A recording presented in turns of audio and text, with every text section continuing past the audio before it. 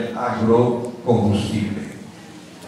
Y precisamente eso nos indica el tercer aspecto, la crisis energética, que se plantea dentro de una crisis de todos los recursos naturales en el mundo. Aquí vemos en fechas que van de 1950 a 2050, 150, 200 años, las fechas probables de agotamiento de los recursos naturales.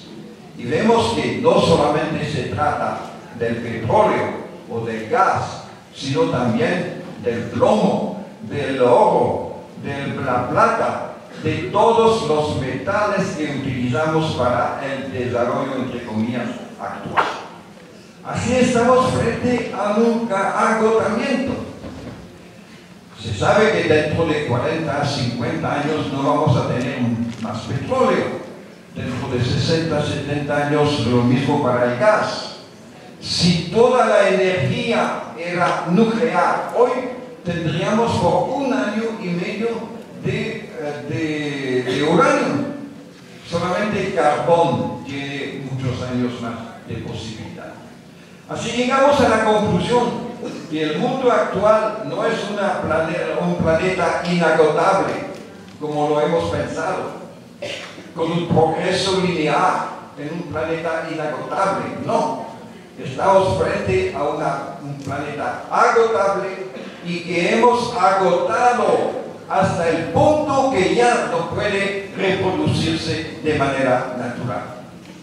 Este gráfico muestra la evolución de la utilización de energía en el mundo en los últimos años. En negro el carbón, después en marrón el petróleo, después el gas, después la hidroelectricidad y finalmente la energía nuclear. Desde la Segunda Guerra Mundial y especialmente desde el momento del neoliberalismo y de la liberalización de todos los intercambios en el mundo, hemos conocido una utilización totalmente irracional de la energía. Y estamos agotando estas fuentes de energía. Este gráfico nos muestra lo que va a pasar en el futuro.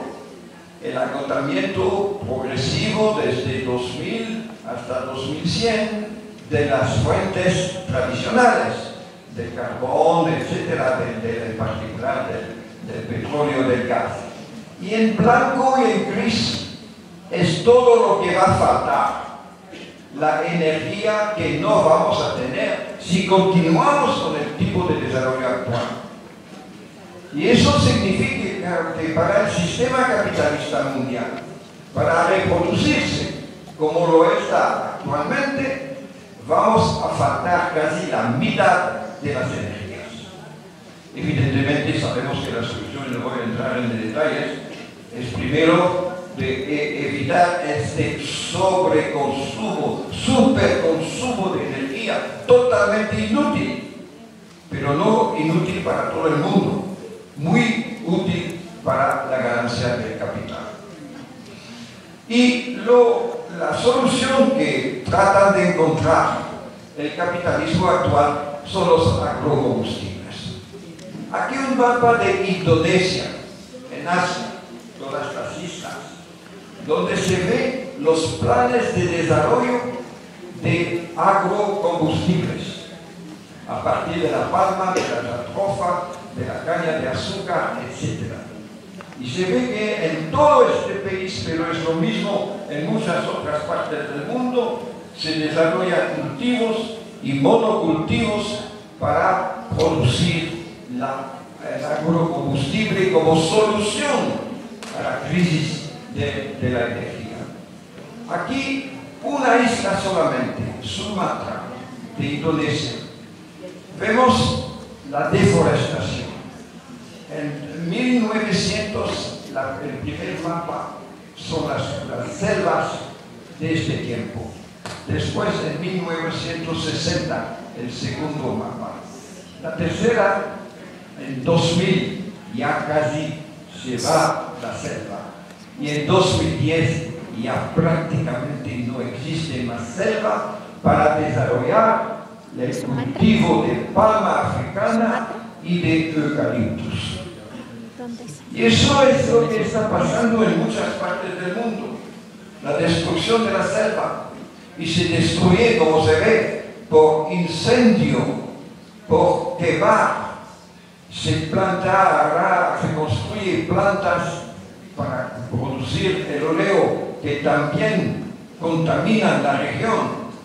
Se destruyen justamente los bosques. ¿Y aquí es el resultado? Un mar de palma africana sobre centenares de kilómetros. También desde un punto de vista estético es terrible, porque vivir debajo de estos árboles significa no ver más el cielo. Y la pequeña zona blanca allá es el lugar que queda a los campesinos. No tienen más lugar para cultivar su propio arroz. Tienen de comprarlo en el mercado internacional. Evidentemente todo eso está provocando luchas, resistencias. Aquí los pueblos indígenas de Indonesia, pero lo mismo en la India, también en África, en todo el mundo tenemos estas resistencias. Lo que significa que la producción de agrocombustibles, que son más destructivos finalmente cuando se toma en cuenta todo el proceso que los combustibles de tipo fósil no son una solución, ni por la tierra, ni por el clima, ni por los millones de campesinos que son echados de sus tierras para tratar de salvar la energía del sistema capitalista. Y tenemos realmente planes diabólicos. Se firmó hace 2 años en Brasilia un convenio entre la Comunidad Europea, el gobierno de Brasil y el de Mozambique para desarrollar en Mozambique, en África, 4.800.000 hectáreas de caña de azúcar para abastecer Europa en etanol. Con el capital europeo, la tecnología brasileña y los gastos para los mozambicanos. Así debemos luchar. Es un punto de lucha contra las minas a cielo abierto, contra también los agrocombustibles, no en sí mismos, porque pueden ser útiles a pequeña escala, pero de la manera como el capital se ha tomado este tipo de producción en mano. Y finalmente, hay la crisis climática. Sabemos muy bien ahora lo que significa eso.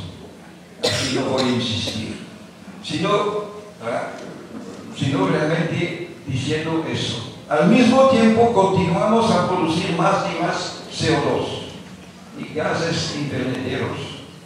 Y al mismo tiempo estamos destruyendo lo que se llama los pozos de carbono, es decir, los lugares de la Tierra que absorben el carbono, que son las selvas y los océanos. Claro que la responsabilidad es de los países del norte, la responsabilidad fundamental. Aquí en los gráficos, en el año 70 y el año 2004, el aumento de producción de CO2 en rojo son los Estados Unidos. Cada norteamericano produce 20 toneladas de CO2 por año, 20 toneladas. Cada europeo 10 toneladas. Se dice que hoy es China que está produciendo más CO2, y es verdad. Pero ¿cuántos chinos aquí? Así cada chino produce 7 toneladas, pero producía hace 7 años solamente 4 toneladas. Así el modelo de desarrollo que vemos en países de los BRICS, que son China, que son Brasil, Rusia, que son también el Brasil o Rusia, etcétera, es que el modelo es el mismo destructor de la naturaleza y expulsor y también creador de diferencias sociales más grandes.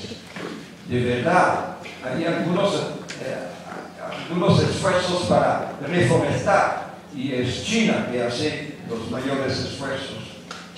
Y terminó en este sentido por un mapa de satélites, fotografías de satélites. Cada punto en el mundo, en los océanos, es un barco de más de 400 toneladas. Y se ven las grandes áreas de transporte en océanos. Pero esta locura de 22.000 barcos por día en los océanos es una imagen de la irracionalidad del sistema económico, porque no es que son intercambios normales, sino intercambios en función de la ganancia, en función de las ventajas que uno puede tener en un país donde los trabajadores son pagados 10 veces menos que en otro país, o donde las leyes ecológicas no son tan fuertes. Así hay un intercambio totalmente irracional de productos que hacen 10.000, 15.000 kilómetros cuando se puede producir en el sitio mismo. Y esta irracionalidad justamente que debemos cambiar. Y termino por la última cosa, que son los gastos militares. Después de la Guerra Fría podíamos esperar el fin del armamento en el mundo, y es el contrario. Vemos que al contrario aumenta. Y cuando vemos la distribución de los gastos militares en el mundo, la primera línea son los Estados Unidos. Después viene Inglaterra, Francia, China, Japón, Alemania, etc. Y vemos una desigualdad fundamental, lo que significa que los Estados Unidos como imperio sí están perdiendo económicamente, relativamente. Están perdiendo influencia política, como hemos visto con las guerras últimas. Pero no pierden su función de guardiano del sistema mundial capitalista. Y por eso tienen más de 700 bases militares al exterior. Por eso tienen un presupuesto militar absolutamente desequilibrado frente a los demás países, porque tienen esta función de defender el sistema. Y finalmente, podemos decir que el resultado final es este gráfico de las Naciones Unidas. La repartición, la distribución de los ingresos en el mundo. El 20% arriba que concentra 82-83% de la riqueza mundial. Y los 20% abajo que tienden de compartir 1.4% de la riqueza mundial. No es el resultado de la chanza, del azar. Es un gráfico que muestra la lógica del sistema capitalista, con la concentración no solamente de las riquezas, sino de los poderes, el poder de decisión económica, de decisión política, de decisión militar. Y eso sí es realmente el resultado de este sistema. Y precisamente hoy mismo, justamente por la resistencia de tantos pueblos en el mundo, estamos frente a una resistencia generalizada contra esta desigualdad, contra este sistema que se ha construido en el mundo. Y terminó con el segundo punto. ¿Qué hacer? No basta protestar, no basta gritar. Debemos pensar y construir el nuevo mundo. Y todos estamos llamados a esta construcción, con varias vías. Se construye, como se dice aquí en los zapatistas, un mundo con muchos mundos. Y por eso se puede proponer un concepto nuevo, otro paradigma, que el paradigma del sistema capitalista. frente a la crisis, que no es una crisis en el sistema, sino una crisis de sistema, una crisis realmente de la lógica de desarrollo, una crisis que afecta el mundo entero. Debemos encontrar alternativas y no solamente regulaciones. Y por eso se puede proponer el bien común de la humanidad. Aquí hay algunos libros que están en venta ahora frente al edificio de inscripción sobre justamente el concepto de bien común, sobre el nuevo paradigma, o sobre la construcción de la utopía, o sobre el escándalo de los agrocombustibles. Y esta construcción del bien común de la humanidad, que es la vida de la tierra y la vida de la humanidad, que también corresponde con el concepto de buen vivir, de summa cosai, también de Lekil Kuzlach, bueno, perdón, de imposible. Debemos concretar eso. Y la concretación no voy a desarrollar porque el tiempo ha pasado. Es en 4 aspectos fundamentales de la construcción de toda vida humana colectiva en la Tierra. Transformar la relación con la naturaleza y pasar de la explotación al respeto como fuente de vida, con muchas aplicaciones concretas. No se puede aceptar más la propiedad privada ni corporativa de los recursos naturales. No se puede aceptar la mercantilización de los bienes necesarios para la vida humana, como el agua, las semillas, etc. Segundo, la manera de producir la base material de la vida, que es la economía.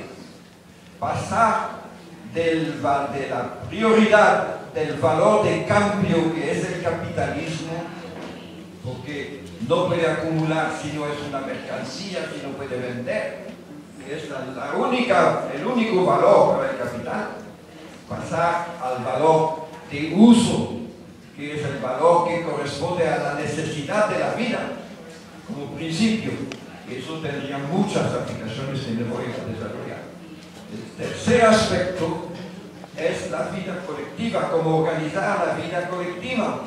Lo que vemos aquí en los caracoles, por ejemplo, de generalizar la democracia en todos los aspectos de la vida, todas las relaciones sociales, incluido entre hombres y mujeres, y en todas las instituciones.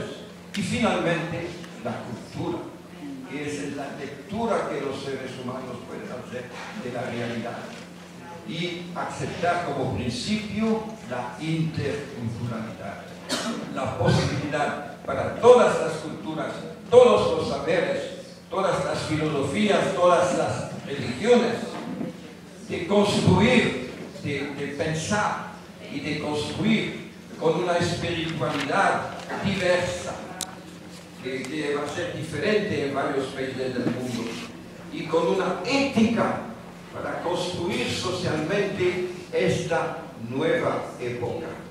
Sobre estas 4 bases se pueden aplicar muchas cosas desde el punto, desde la dimensión local hasta también la dimensión internacional. Y así, eso puede aparecer como una utopía. Sí es una utopía en el sentido positivo de la palabra, que necesitamos utopías. El capitalismo ha matado las utopías, pero no en el sentido negativo de una ilusión, porque ya en el mundo de hoy hay millares de organizaciones, de movimientos, de iniciativas para reconstruir la relación con la naturaleza, para reconstruir una economía social que corresponde a las necesidades, para establecer un sujeto que sea el sujeto de todos, el sujeto de una democracia generalizada, y finalmente para aceptar que la civilización occidental no sea el sinónimo del desarrollo, que significa que todas las culturas tienen su aporte a la construcción nueva, y eso puede ayudar a repensar de manera holística,